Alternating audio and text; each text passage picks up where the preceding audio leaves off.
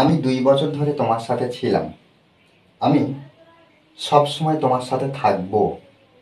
আমার সব সময় তোমার সাথে থাকা উচিত। আমার সব সময় তোমার সাথে থাকা উচিত ছিল। দেখো, এই এক্সপ্রেশনগুলো আমরা কি করব, আলাদা আলাদাভাবে আমরা ট্রান্সলেট করব। প্রত্যেকটা এক্সপ্রেশনের উপরে আমরা যদি ভালো করে বুঝে নিতে পারি, তাহলে এই ধরনের বাক্য আমরা প্রচুর তৈরি করতে পারবো। দেখো এখানে কি, আমি 2 বছর ধরে তোমার সাথে ছিলাম। ছিলাম, তাহলে তোমার সাথে ছিলাম, এর জন্য আমরা কি করব, হ্যাড বিন ব্যবহার করব। কি, হ্যাড বিন ব্যবহার করব। দেখো বাক্যটা কি করছি না, I had been, I had been with you, মানে আমি তোমার সাথে ছিলাম কি 2 বছর ধরে, for 2 years, for 2 years. Okay, তাহলে কি, I had been with you for 2 years, আমি 2 বছর ধরে তোমার সাথে ছিলাম। আমি সব সময় তোমার সাথে থাকবো। এই যে থাকবো,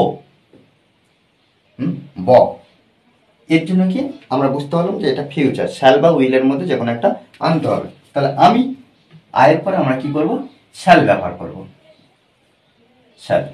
তাহলে কি, আই শ্যাল, আই শ্যাল, এই যে বর জন্য সব সময়, always, I shall always be, be কি, তোমার সাথে, উইথ ইউ, তোমার সাথে। তাহলে I shall always be with you, আমি সবসময় তোমার সাথে থাকবো। আমার সবসময় তোমার সাথে থাকা উচিত। তাহলে উচিত, উচিত অর্থ শুড, শুড উচিত অর্থ। তাহলে আই শুড, আই শুড সব সময়, অলওয়েজ, অলওয়েজ। তাহলে I should always be, I should always be. তাহলে কি, আমার সব সময় থাকা উচিত হয়ে গেল তোমার সাথে, উইথ ইউ। ওকে, আমার সব সময় তোমার সাথে থাকা উচিত ছিল।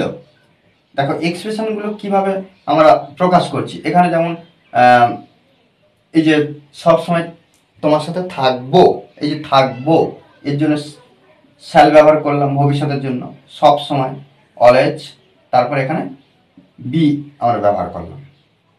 তারপর কি, আমার সবসময় তোমার সাথে থাকা উচিত ছিল, তাহলে এখানে আই শুড, শুড, তাহলে আমার উচিত, উচিত অর্থ শুড ব্যবহার করলাম। সব সময়, এই যে সব সময়, অলওয়েজ, অলওয়েজ, তাহলে হ্যাঁ সবসময় উচিত, কি উচিত না, থাকা, থাকা।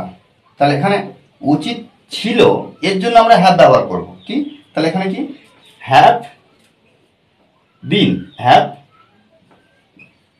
বিন, হ্যাভ বিন। তাহলে কি, আমার সব সময় থাকা উচিত ছিল, তাহলে শুড অলওয়েজ হ্যাভ বিন, এর জন্য ব্যবহার করলাম। তোমার সাথে, উইথ ইউ। ওকে, দেখো এইভাবে কিন্তু আমরা সুন্দরভাবে ট্রান্সলেট করব।